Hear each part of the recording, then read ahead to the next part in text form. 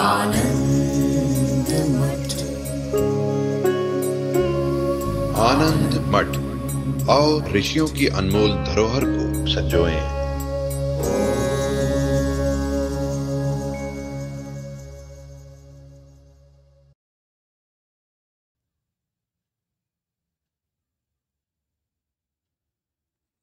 एक गृहस्थ होने के कारण कई बार बच्चों पर पढ़ाई न करने के कारण क्रोध आ जाता है।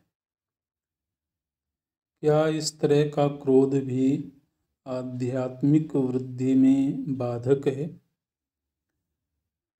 अगर हाँ, तो हमें क्या करना चाहिए?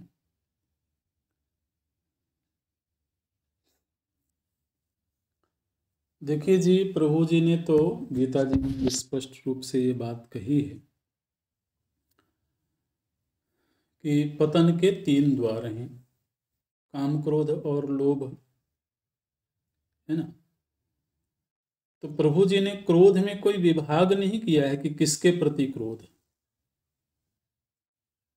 क्रोध अपने आप में ही आध्यात्मिक व्यवधान उपस्थित करता है ना। तो मूल बात तो यही है कि जितने भी बौद्धिक विकार हैं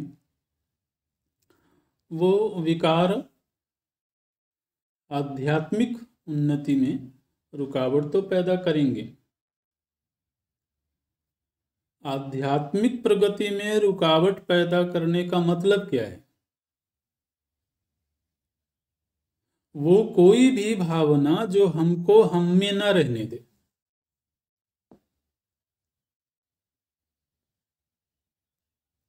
ध्यान दीजिएगा, क्रोध हमेशा अन्य को लेकर के होगा, लोभ हमेशा अन्य को लेकर के होगा, काम हमेशा अन्य को लेकर के होगा।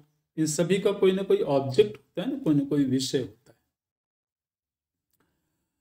तो ये बात तो पक्की है कि जब भी हमारे भीतर क्रोध आया तो हम अपने आप में नहीं रहे। तो अपने आप से जुदा हो जाना ही तो आध्यात्मिक रुकावट है।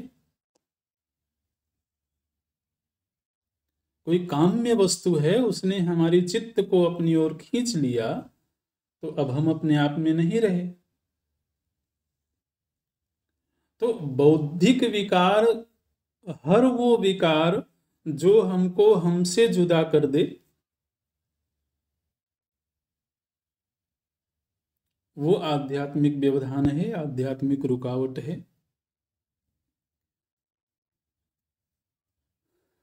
अब प्रश्न ये है कि फिर उपाय क्या है? तो पहला उपाय तो यही है कि वो न किया जाए। अगर अगर अगर हमको ये निर्णय प्राप्त हो जाए कि ये आध्यात्मिक रुकावट है, तो उससे बचने की चेष्टा की जाए, उससे दूर रहने की चेष्टा की जाए। अब कहो कि यदि वो तो कर्तव्य है, वैसा तो करना पड़ेगा। तो वे सब कुछ एक साथ तो नहीं चल सकता है ना। कर्तव्य भी संभालने और आध्यात्मिकता भी संभालने, ये सब एक ही साथ तो नहीं चल सकता है। तो जिस समय कर्तव्य संभालना है उस समय पर कर्तव्य की बात की जाए, है ना। जिस समय आध्यात्मिक यात्रा करनी है उस समय आध्यात्मिकता की बात हो। ऐसे है। देखना यह है कि जिस समय पर हम आत्मचिंतन के लिए बैठे हुए हैं, जिस समय हम ध्यान, जप, पूजा, जो भी आध्यात्मिक गतिविधियां हैं, उनके लिए जब हमने वक्त निर्धारित किया हुआ है, तो उस समय इनमें से कोई विकार हमारे पास नहीं आना चाहिए। और जिस समय हमने कर्तव्य पूर्ति का समय निर्धारित किया हुआ है, उस समय कर्तव्य की जो भी मांग है उसको हमें पूरा करना है ना। गृहस्थाश्रमी के रूप में काम की भी जरूरत है, लोभ की भी जरूरत है, संग्रह की भी जरूरत है, क्रोध की भी जरूरत है। तो कर्तव्य पूर्ति के समय का विभाग अलग रखें और आध्यात्मिक यात्रा का जो विभाग है उसको अलग रखें।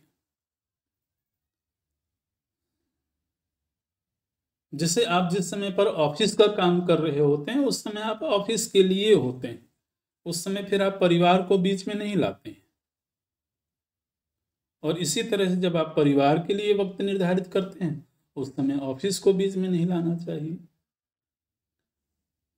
यदि हमने अपने जीवन की एक ठीक ठीक प्रबंधन किया हुआ है कि कौन सा वक्त किसके लिए है, तो फिर उसमें ओवरलैपिंग की आवश्यकता नहीं है। तो कर्तव्य जिस समय है उस समय क्रोध भी करना होगा, लोभ भी करना होगा। जिनको भी आध्यात्मिक दृष्टि से विकार कहा जाता है वो सब व्यावहारिक जीवन की कई बार जरूरतें होती हैं, है ना। व्यावहारिक जीवन में व्यक्ति को थोड़ा दुराव छिपाव भी करना होता है, थोड़ा छल भी करना होता है। अब देखिए ये भी व्यवहार की जरूरत है। आध्यात्मिक दृष्टि से ये बुरी बात है, आध्यात्मिक दृष्टि से विकार है। लेकिन सामने कोई व्यक्ति आया है और मन में उसके प्रति क्रोध आ गया है, तो अब हमें उस क्रोध को छिपाना पड़ेगा। किसी के प्रति अगर हमारे मन में कुछ दुर्भाव आ गया है तो हमें उसे छिपाना पड़ेगा, तो छिपाव भी करना होगा। तो व्यवहार बहुत अलग तरीके से चलता है और अध्यात्म बहुत अलग तरीके से चलता है।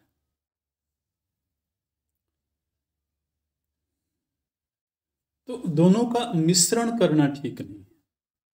इतना जरूर सावधान रहना चाहिए कि व्यवहार हमारा धीरे धीरे करके प्रभु कृपा से ऐसा हो जाए, ये फिर प्रार्थना का बल इसमें चलता है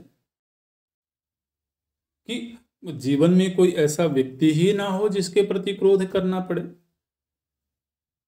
है ना। जो भी हमारे आसपास लोग हैं उनका आचरण ही ऐसा ना हो कि हमको क्रोध की आवश्यकता पड़े। तो यदि हम व्यवहार में भी आध्यात्मिकता को संभालना चाहते हैं तो उसमें फिर जो कर्म से प्राप्त परिस्थिति है, कर्म से प्राप्त संग हैं, तो उनके प्रति प्रभु जी से प्रार्थना करनी होती है कि हमारी जो परिस्थिति है वो परिस्थिति ऐसी बनी रहे जिसमें कि हम आध्यात्मिकता को भी संभाल सकें। ऐसे ओम।